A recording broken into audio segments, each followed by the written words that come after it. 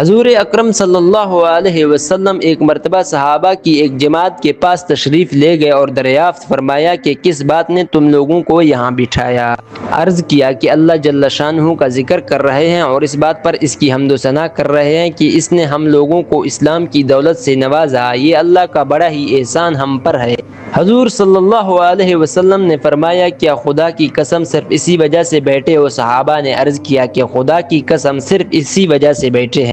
حضور صلی اللہ علیہ وسلم نے ارشاد فرمایا کہ کسی بدگمانی کی وجہ سے میں نے تم لوگوں کو قسم نہیں دی، بلکہ جبرائیل میرے پاس اب بھی آئے تھے اور یہ خبر سنا گئے کہ اللہ جل شانہ تم لوگوں کی وجہ سے ملائکہ پر فخر کر رہے تھے۔ یعنی میں نے جو قسم دے کر پوچھا اس سے مقصود اہتمام اور تاکید تھی کہ ممکن ہے کوئی خاص بات بھی اس کے علاوہ ہو اور وہ بات اللہ جل شانہ کے فخر کا سبب ہو۔ اب معلوم ہو گیا کہ صرف یہ تذکرہ ہی سبب فخر ہے۔ کس قدر خوش قسمت تھے وہ لوگ جن کی عبادتیں مقبول تھی اور ان کی حمد و ثنا پر حق تعالی شانہ کے فخر کی خوشخبری ان کو نبی صلی اللہ علیہ وسلم کی زبان سے دنیا میں معلوم ہو جاتی۔